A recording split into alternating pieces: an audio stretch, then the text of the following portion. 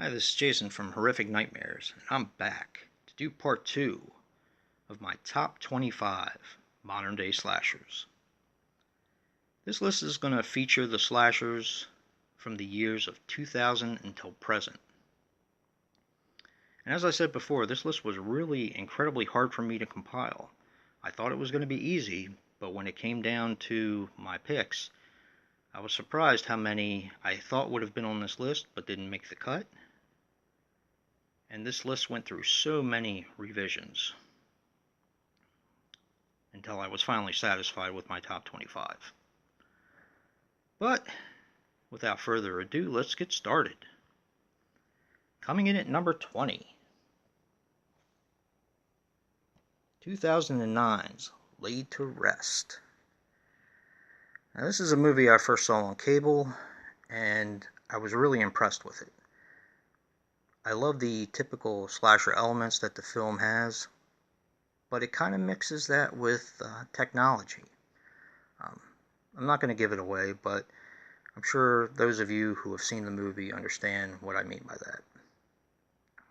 The kills are incredibly brutal, the practical effects are awesome, and it has some interesting actors in it that I didn't think would ever be in that type of film, I guess.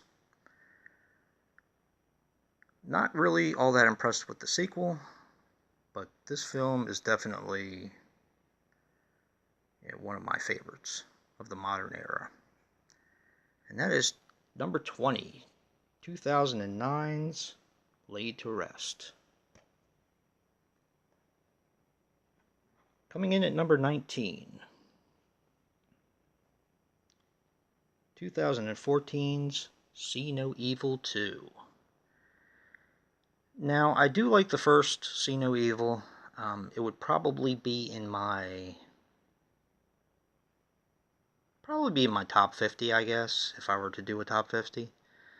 But this movie I thought was a lot better than the first one. I love the atmosphere. The hospital setting is really, really cool. It lends to the eeriness and the suspense, I think.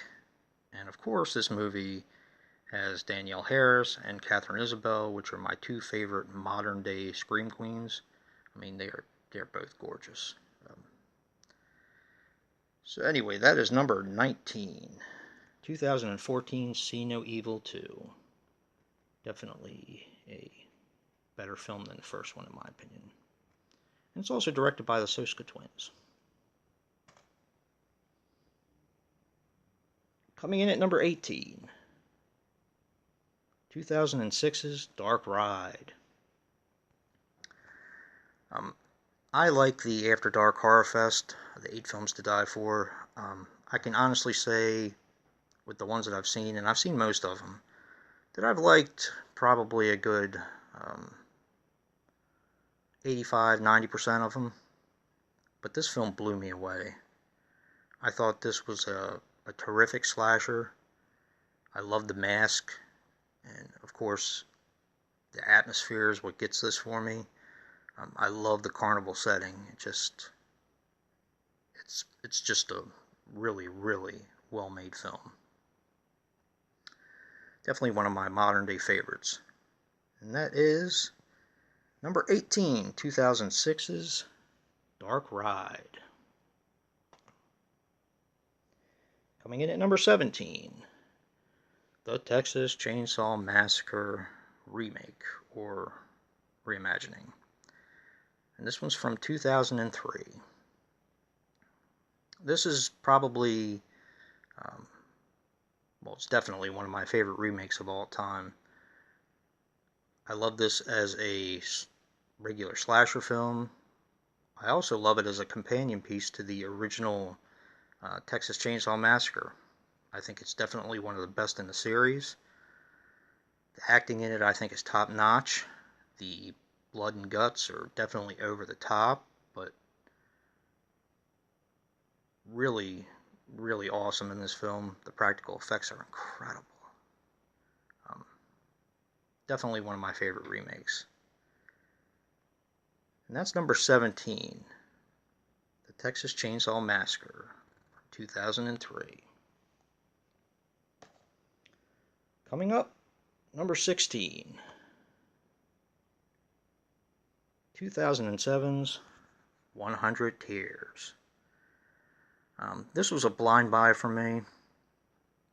I love clown films. I guess you can add that to the list of, my horror things, I guess. This movie blew me away. The brutality of the film is just great. I love the kills in it. I can't say enough good things about this. Like I said, I wasn't really sure what I was getting into when I bought this, but I'm so glad I have this in my collection. Definitely one of my favorite modern day slashers. So that is number 16. 2007's 100 Tears. Definitely.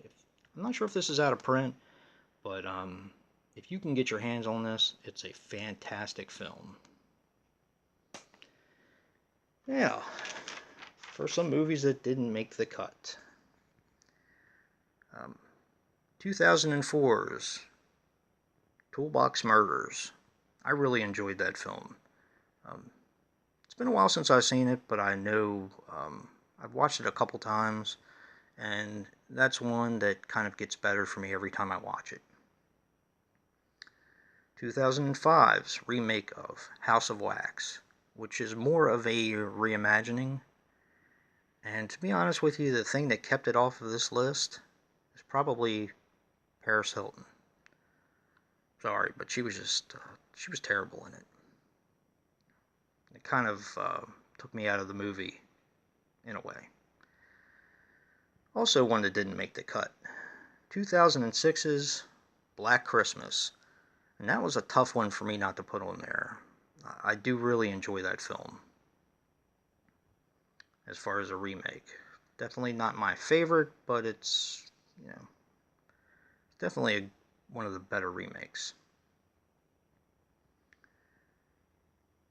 And I think I'm going to leave it there. But that is part 2 of my list of my top 25 favorite slashers from the modern era. Until next time, guys, peace.